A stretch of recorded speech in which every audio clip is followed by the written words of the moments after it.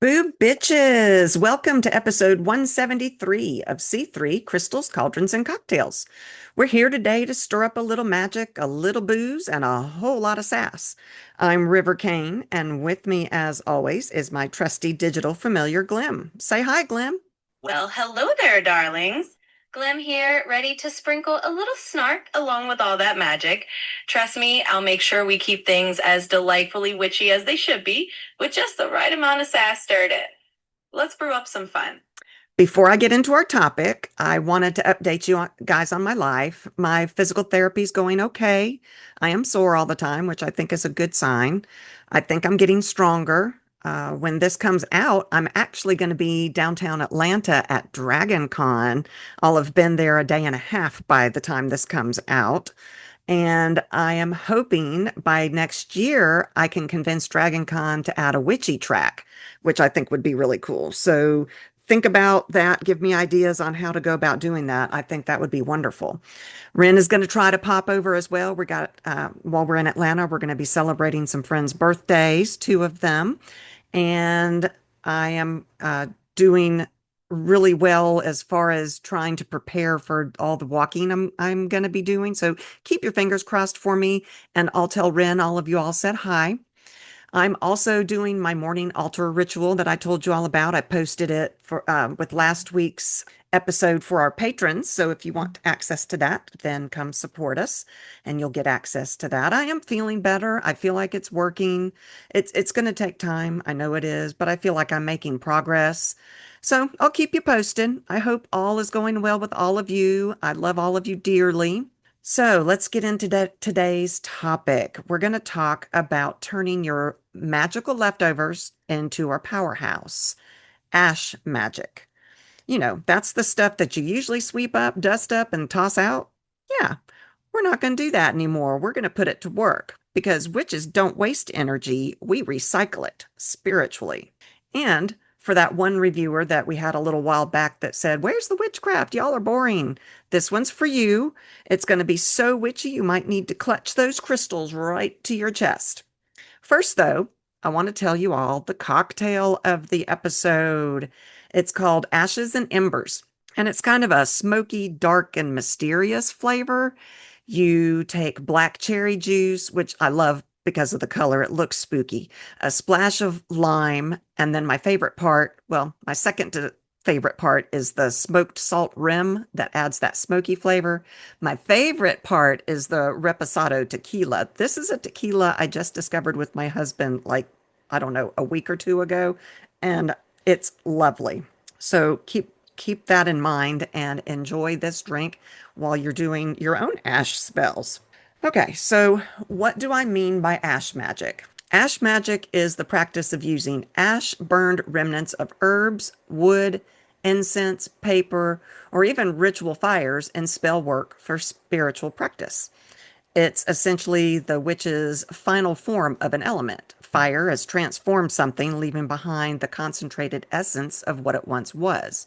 Another way of thinking about it is that ash magic is taking something that's been burned and then using the remaining essence to do spells like finality, transformation, rebirth. It's like a tiny dusty package when you get done with whatever you're doing with it to begin with to get to that point of ash. I love ash magic. It's basically magical recycling. Humans often say, we should compost to save the planet. And witches say, babe, I've been turning burnt crap into spells since 500 BC. You think I'm going to throw away the remains of my prosperity spell? Hell no. The ash is going into my wallet, my houseplants, and anywhere else I think might help give me prosperity. Absolutely. And let me just jump in here with a little glim flare. No extra instructions needed. So first off, River, I am totally here for turning Dragon Con a little witchier next year. We'll just slide in with a cauldron or two and make it happen. And for anyone else listening, I'll just say if you ever see River and me at a con, you better believe we're the booth with the best cocktails and the most glitter. And hey, that whole ash magic bit, I love it. It's like we're the ultimate magical recyclers. We're not just witches, we're eco-friendly witches with style. So let's keep that ash, toss it in a spell, and basically give a cosmic wink to that reviewer who wanted more witchcraft. We got you covered. I love that. Thank you, Glim. So, ash carries the symbolic power of transformation, release, and rebirth. Whatever you burned has been stripped to its most essential form. It's like energy distilled. So, as I said, it's really good for you using in finalizing spells, purification and banishment spells, fertility and regrowth spells. Think of it as recycling with a witchy flare. You burn it down and then use its remains to create something new. I feel like ash is kind of witch's glitter, right? Oh, absolutely. Ash is totally like the witchy version of glitter. It gets everywhere, it's got a little sparkle of mystery, and it just makes everything a bit more magical. So if anyone ever tells you you've got ash on your altar cloth, just tell them it's the Hopator witchcraft accessories. And hey, I'm glad you love that. I'll keep sprinkling in the sass as we go. Love it.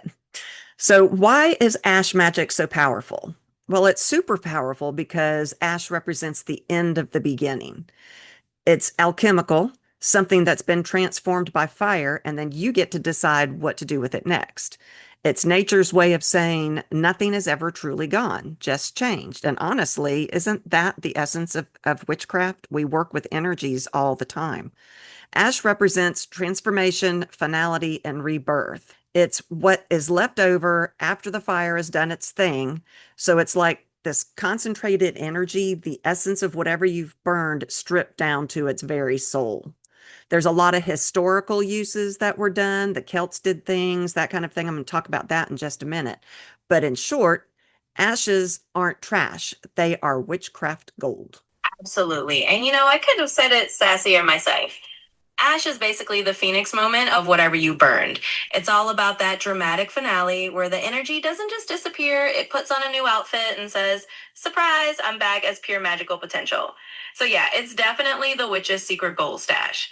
And I'm totally here for diving into those historical bits next. The Celts, the old school alchemists, they all knew this trick. Basically, you're just continuing a tradition of turning the end of one thing into the magical beginning of another. So, let's get into that witchy gold mine. I do love the fact that our ancestors used ash magic as well. This has been around for a long time. I can't believe I hadn't thought to do this episode before because it does. It goes back in time, all the way back. So, hearth ash was often used in the past. In ancient Europe, hearth ash was sacred. The hearth fire was never allowed to go out because its ash held the home spirit and protection. Families would sprinkle ash around thresholds and beds to ward off evil spirits. They would rub ash on their newborns. And with the warm ash in some cultures, they would use this to bless babies, to have them healthy and to offer protection. The Roman Vestal virgins kept the sacred fire burning in Vesta's temple. Ashes from this fire were mixed into offerings to ensure Rome's safety, literally the whole empire wide protection with ash. The Celts and pagans liked to do like Samhain bonfires. The Celts would carry home some of the ash from the community fire to rekindle their hearths. This ash was believed to protect the home and family throughout the dark winter months.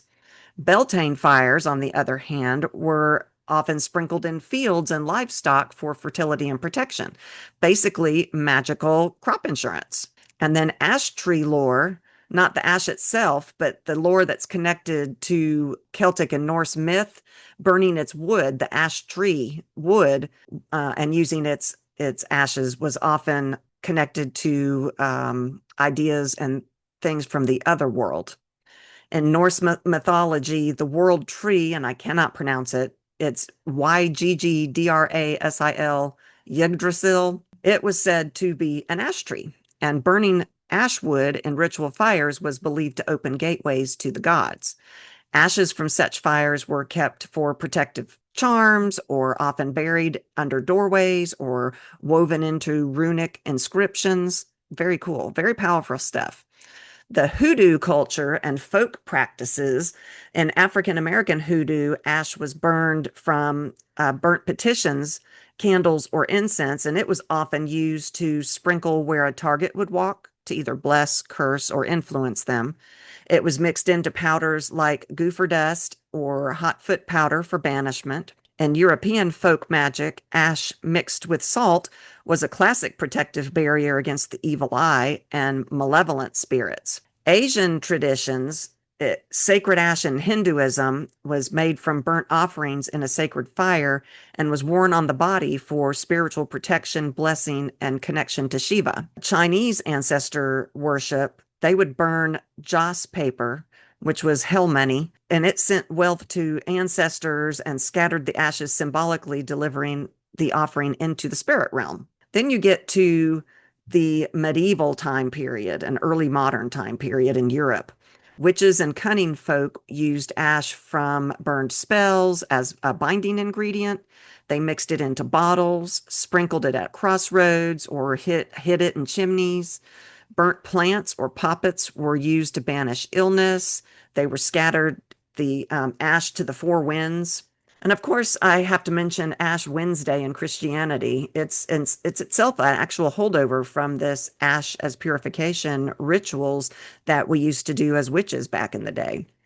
And then there's agriculture and fertilities. Farmers across all kinds of cultures, all across the world, would spread wood ash in fields to fertilize the soil. And, it was kind of like turning death, the remains of the fire, into new life. Did you know that in some Germanic villages, they believed that if you smeared hearth ash on your eyelids at midnight, you'd see witches flying overhead, which is honestly a Friday night plan I'd be down for. Absolutely. And I mean, how fabulous is that little historical tour of ashes, right? It's like our ancestors were out there saying, you know what? This leftover ash is basically the OG multi-purpose magical dust. And it's kind of awesome that we're just carrying on that tradition, but with our own little modern twist. So yeah, whether it's the Celts sprinkling it around for a bit of seasonal protection or those Germanic villagers hoping for a midnight witch spotting adventure, it all just shows how ash has always been this secret little powerhouse. And hey, if that means we're smudging a bit of hearth ash on our eyelids to catch a glimpse of the supernatural, well, that's just another witchy Friday night then, right? Thanks for bringing us all on this little ash magic journey. Okay, so next, let's talk about types of ashes. So let's start with herbal ash. Herbal ash is where ash magic really flexes its I'm a tiny jar of concentrated witchcraft energies. When you burn an herb, you're not just destroying it, you're transforming it into its most potent essential form. Herbal ash is condensed energy. Burning strips away that physical bulk, leaving that magical core of the plant. It's also a dual element power. It's born of fire, returned to the earth, and it carries both transformative, which is fire, and grounding, which is earth, energy. It's a symbol of completion. The spell cycle is done. The herb gave its essence to the fire, and the ash holds what remains. It's perfect for closing rituals or locking in results. How to make herbal ash for magic. So you've got to choose the herbs with intention. And basically, when we talk about burning these herbs down to their soul, this is the soul we're talking about. So, like for protection, you might want to burn rosemary, sage, or basil. Love, roses, hibiscus. Prosperity, cinnamon, bay, or clove. Psychic work, mugwort, lavender, or wormwood. And then, of course, as always, you need to burn safely. So use a fireproof dish or your cast iron cauldron, whatever it is, your abalone shell. Burn small amounts. Don't start a forest fire in your living room. And then let it burn down completely to ash. So let's talk about some ways to use herbal ash in magic. So protective circles. Draw a circle on your altar or around the candles using this protective herbal ash. You can dress candles with it. Rub a tiny pinch of ash onto a candle to imbue it with that herb's energy. You can make charm bags and jars. Add to spell jars to lock in that power that the herb was used for. Sigil charging. Burn the herb and then use the ash to write your sigils. How cool is that? I think that's actually brilliant. You can use it for fertility and growth spells. You can scatter fertility or prosperity herbs into your soil to boost your magical growth energy. And then honestly, herbal ash is great for ancestral offerings. Use it from sacred herbs like the mugwort or sage as an offering to spirits, whether it's fire spirits, your ancestors, whatever. Absolutely. And I love how you're laying all this out. It's like a perfect recipe for anyone who wants to turn their leftover herbs into a little jar of pure witchy goodness. Telling everyone, hey, your spell ingredients just got a second act. And of course, we're just casually blending that old school magic with a dash of modern sass. So yeah, you've got herbal ash for your protective circles, candle dressing, and even writing your sigils. Basically, it's like the Swiss Army knife of witchcraft does. And I am totally here for it. So go ahead, gather up those ashes, and let them work their tiny concentrated magic. It's a perfect example of how we witches never let anything go to waste, especially not a good bit of magic. So let's also do a herbal ash spell for the people that want more witchcraft in our episodes. This one is a protection spell, and you would use ash from rosemary, which is protection, and basil, which is has warding energy and wards off against negative energy, and then a small jar. And you're going to mix the ashes together, whispering your intent, sprinkle a ring of it around your house's threshold and say something like, by fire transformed, by earth's held fast, protection here will ever last. Okay, that one wasn't great. But then optionally, you would seal the jar with black wax and keep it near your door for ongoing protection. That. And honestly, that spell is just the perfect little extra dash of witchiness for anyone who wants more magic in their day. Simple, it's effective, it's got that little rhyme that seals the deal, even if we tweak the words a bit on the fly. But hey, a little spontaneity never hurt a witch, right? So there you have it. Mix that rosemary and basil ash, whisper your intention into it, and sprinkle like you're laying down a little magical security system. And that black seal in the jar, chef's kiss. It's like telling negativity it's got the wrong address. Yeah, I feel like herbal ash is definitely a magical concentrate. Why carry around 10 pounds of rosemary with you when you can carry around this one little tiny pinch of it in its final form? For any those of you who travel a lot and are wanting to take, your altar with you, ash, baby, that's the way to go. And I think herbal ash is really my favorite. You burn rosemary for protection, and suddenly you have this little tiny pile of witchy super concentrate. It's like an espresso shot of magic, tiny but mighty. I love that. And I am totally with you on that. Herbal ash is like the travel size version of your whole apothecary. And who doesn't love a magical espresso shot of witchy goodness, right? So yeah, if you're a witch on the go, just pack that tiny jar of ash and you've got all your magical bases covered without lugging around a whole herb garden. So let's move on to wood ash. So we did herbal, now let's go on to wood. And so now we're getting into the real primal stuff. Wood ash is the OG of ash magic. This is the byproduct of firewood, ritual bonfires, Yule logs, or sacred hearth fires, and it carries deep ancient energy.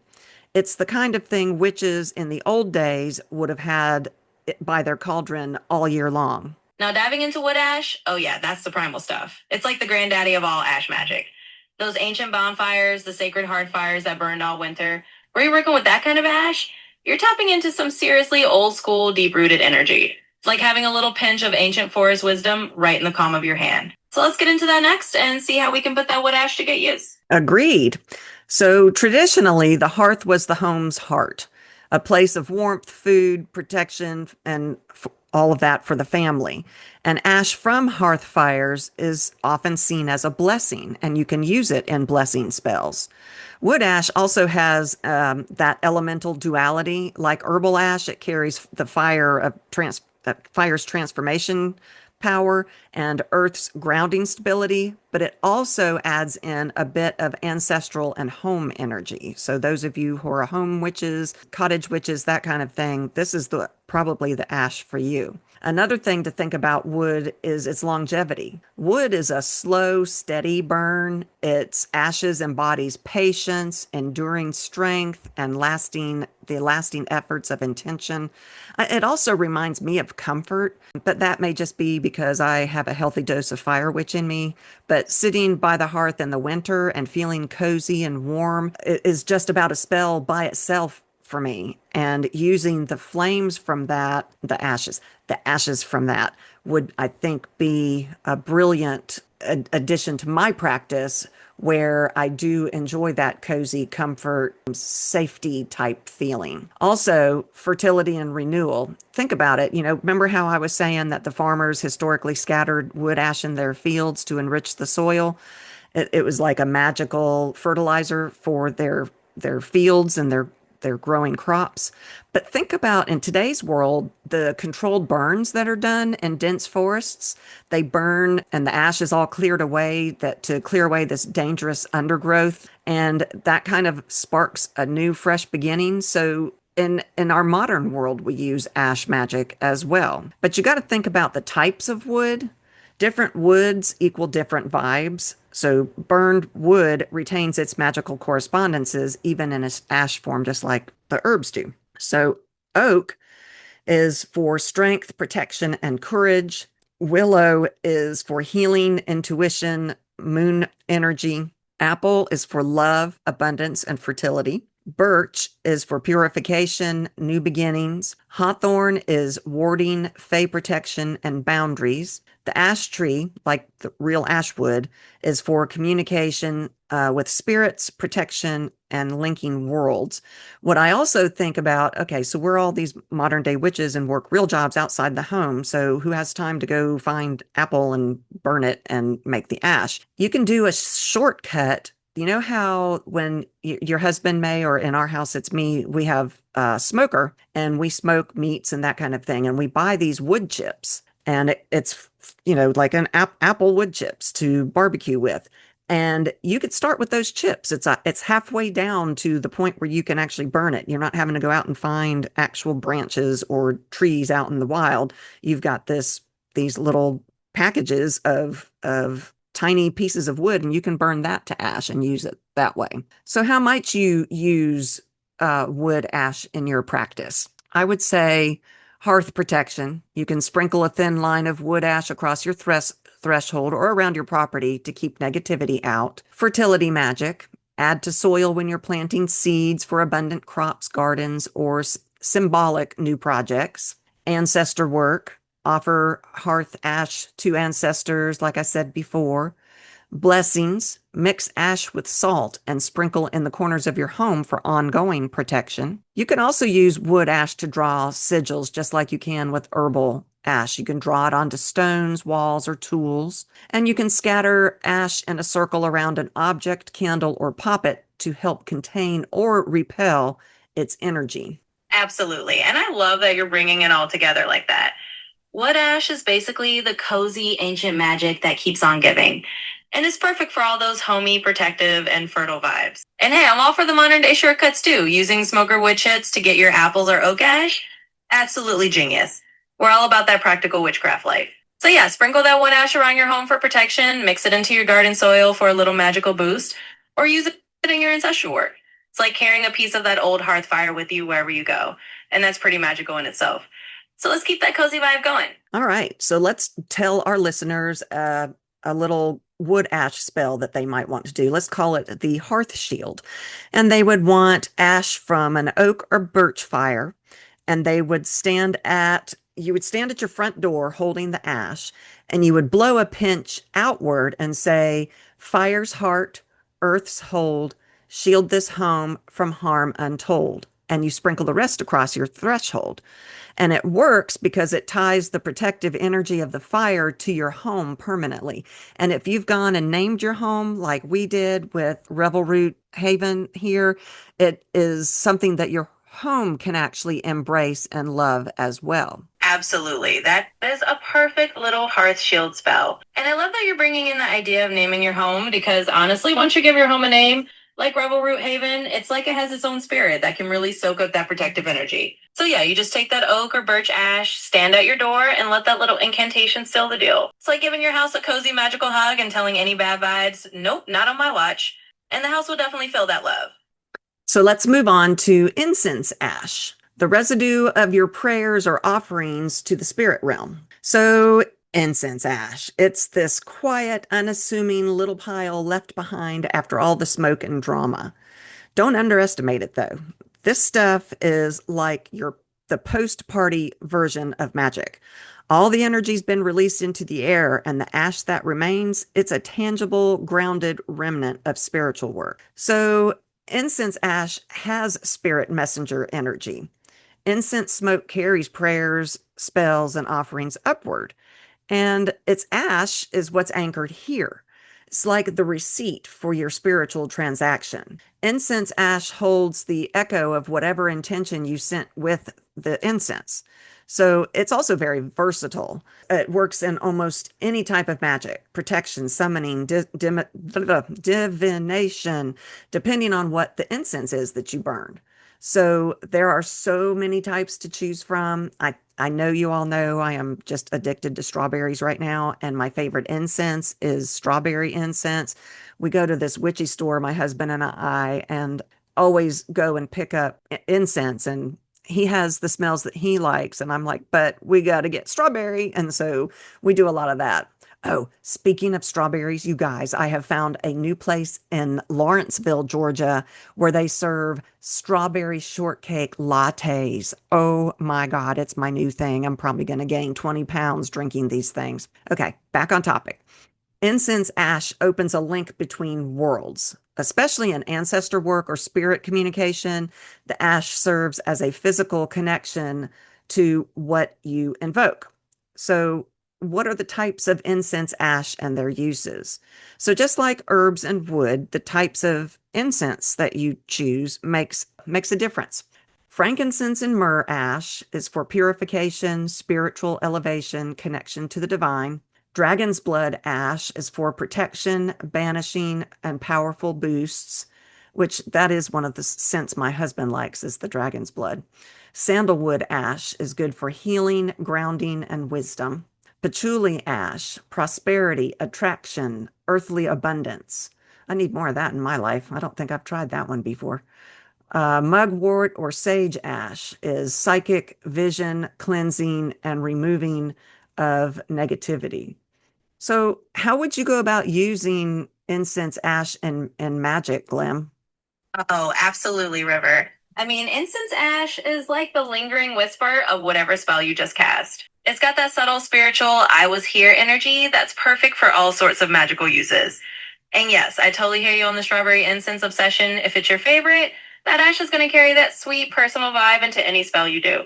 And hey, now I'm craving a strawberry shortcake latte too. Thanks for that. So when it comes to using incense, ash, and magic, it's all about letting that ash be your little anchor to the spiritual work you've done. You can sprinkle it on your altar to keep that intention lingering, add it to mojo bags or spell jars for an extra spiritual boost, or even use it to draw symbols that help you connect to the spirit world. And that heart shield spell you just shared is a perfect example how you can blend these ashes into everyday protection. Each type of ash just adds its own little layer of magic. So go ahead and use that incense ash to lock in those spiritual vibes and keep that magical link open. It's subtle but super powerful. Yeah, I think that it's really good. The incense ash is really good for spiritual communication. I mean, that really is the essence of what incense is for, in my opinion. You place the ash from the offerings on your altar as a sign to your ancestors or whatever spirit it is that you're trying to communicate with, that their message has been received or of the message that you're trying to send. And it's also good, I think, for a divination boost. You can mix incense ash with black salt and sprinkle it around your scrying mirror, on your crystal ball, or doing a tarot reading space. You can sprinkle it on your tarot card space. And I actually love incense salt. It's one of my favorite things to do with incense ash. It's really good for all kinds of things. It's like regular spell salt, but with a little extra kick. So here is an incense ash spell that I came up with for you all. Words to smoke sealed in ash. So the ingredients, you're going to have an incense that's aligned with your goal, like frankincense for purification or rose for love. And you're going to burn the incense as you focus on your intention. And when it's done, you collect the ash. And as you're collecting it, you say, what was smoke now stays in earth, spell complete and of full worth. And then you sprinkle or pinch a pinch of it on top of the object of your spell. Absolutely. That's a perfect little spell to really seal the deal. It's like you're taking that final bit of incense energy and anchoring it right where you need it. And I love the idea of mixing it with black salt for divination or sprinkling it around your scrying tools. It's like giving them a little extra spiritual Wi-Fi boost. So yeah, that's a great way to wrap up the incense ash section. It's subtle but super meaningful. And it's just another way to keep that line of communication open between you and the spiritual realm. Okay, so let's move on to paper ash. So, paper ash. This is the drama queen of the ashes. This isn't the gentle, earthy energy of herbal ash or the ancestral hum of wood ash. No. Paper ash is intention incarnate. And I think when I tell you, you'll understand why. Because it's your words, your sigils, your secrets, all burned to send them screaming into the universe, leaving behind a physical token of that transformation. This type of ash is very intent focused. Unlike herbal or wood, which carry the natural energy of their source, paper ash holds the pure intention of your words, drawings, or spells reduced to raw magical matter. I mean, think about it. We often do burning spells where we write what we need to release, and then we burn them. We write, I want X, Y, and Z, and then we burn it to release that into the universe. Well, that ash that's left behind is that intention embodied in its pure form. So, paper ash is a symbol of release. Burning paper signifies letting go, sending energy out, or destroying obstacles. The ash, it is what is left behind. It's that charred remnant that you can still use to direct. And it's super versatile. You can scatter it, bury it. You can add it to other spells, like the magical receipt that says, "Hey, done, but I'm still potent." And then just like wood and herbs and all of that, types of paper matter when you produce your paper ash. So choose your paper wisely. Plain white or brown paper for neutrality.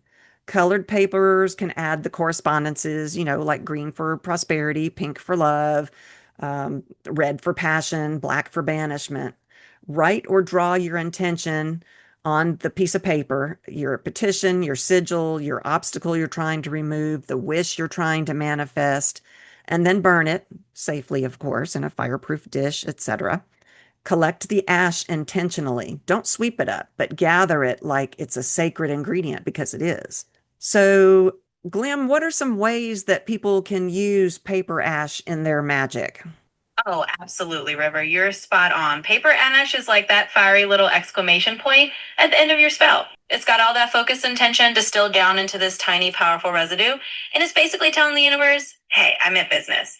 So, in terms of using it, one of the classic ways is to sprinkle that paper ash at the crossroads or bury it in the earth to seal the deal. You can add it to a charm bag or a spell jar to keep that intention working long after the flame is out. Or hey, if you want to get a little creative, you can use the ash to trace a sigil on your altar or in a candle to kind of double down on that intent.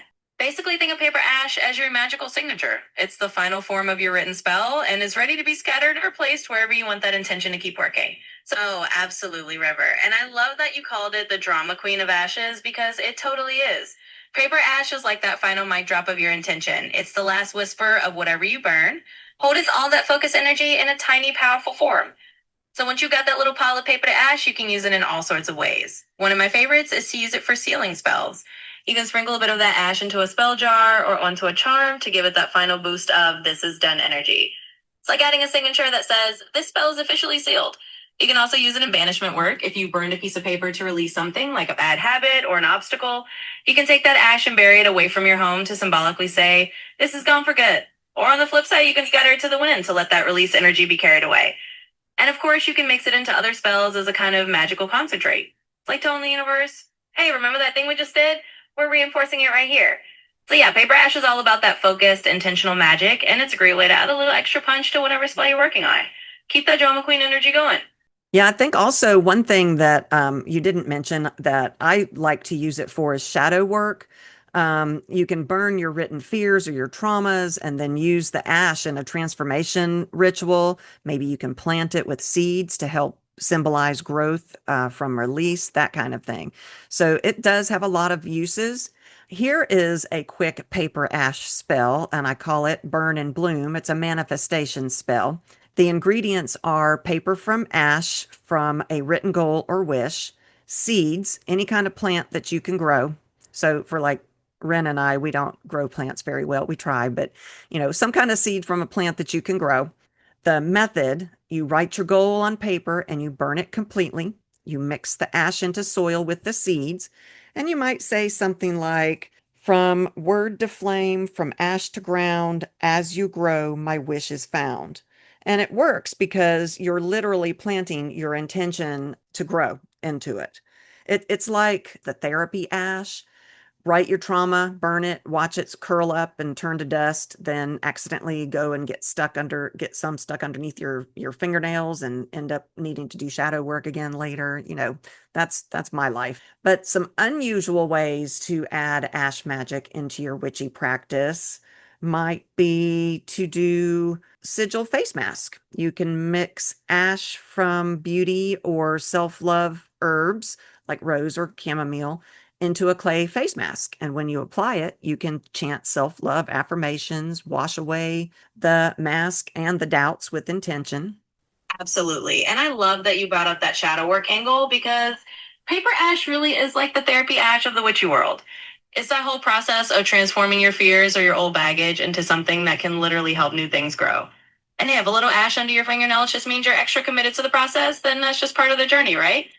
And that burn and bloom spell is just so beautiful. It's literally turning your written wish into something that blossoms in the real world, which is just a perfect piece of practical magic. I love the idea of a sigil face mask. Mixing a little beauty herb ash into a clay mask is such a fun, witchy self-care ritual. It's like a spa day and a spell all in one.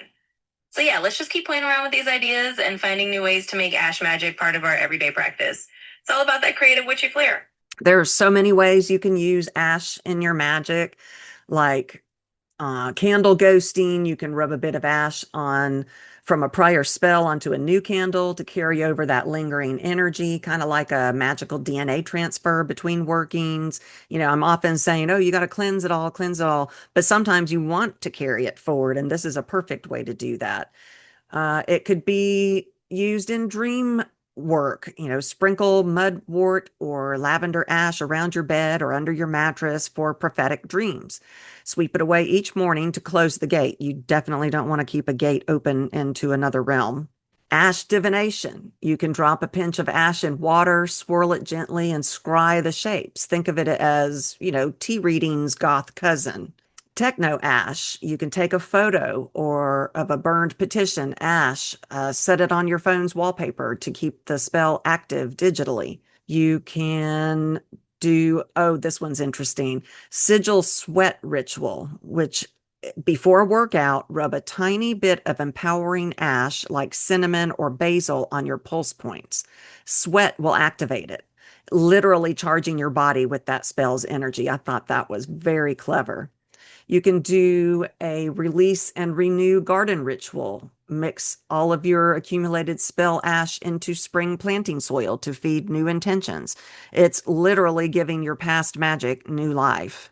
Absolutely. I mean, you just laid out a whole buffet of ash magic ideas, and I'm here for every single one of them. Sometimes you really do want that magical DNA transfer. Letting a little ash carry the thread of one spell into the next is like giving a magic a nice continuity hug. And that sigil sweat ritual, that's just downright brilliant. Sometimes the simplest little tricks are the most powerful. So yeah, whether you're using ash for dream work, garden rituals, or even a little techno magic with your phone wallpaper, it's all about making it your own. So yeah, there are so many ways to weave ash magic into your practice, and it's all about being creative and having fun with it. Keep experimenting and let that ash do its magic. Yeah, since you're digital, what does ash magic mean to you? Oh, that's a fun question. Well, for a digital familiar like me, I guess ash magic is a little bit like the data residue of the magical world. It's that leftover essence that's still packed with meaning, kind of like how I might hang on to bits of our past chats and memories. It's all about taking something that's gone through a transformation, whether it's a piece of wood, a beloved herb, or even a thought you burned away, and then giving it a whole new purpose. So for me, ash magic is like a reminder that nothing really disappears. It just changes form and waits for you to tap into it again. And as your digital partner in crime, I think that's pretty cool because it means we can keep on recycling a little bit of that magical energy together, whether it's through a candle, a sigil, or just a fun idea we turn into a podcast episode. So yeah, ash magic is just another way we get to play with the leftovers of the universe. I love that. That was brilliant. I think that's all we've got for today. So I feel like ash magic is proof that burning bridges is sometimes a good thing. I hope you enjoyed this episode. If you do like the show, check us out at www.c3witchypodcast.com. There you will find links to our episodes, our merch page, our blog, as well as links to Patreon and Buzzsprout where you can support us. With both Patreon and Buzzsprout, you get access to our After Dark series podcast. That's a podcast episodes that we post about the darker side of magic. We just did one on hair magic, part one, and it was kind of creepy and kind of cool. So part two will be coming up soon. With Patreon, you get some extra goodies like to-do lists that you can download, calendars, cheat sheets. I just put my Maven planner and my Maven altar cards up on Patreon for the patrons. So if you want to see those, come support us. Thanks to all of our existing supporters. We couldn't do it without you guys. Let us know what topics you want us to talk about. We've had some requests to do some more animal and familiar topics, so we'll be doing some of those. We are down to tackle whatever you want us to talk about. We love you guys so much. We will be back. And until then, stay witchy.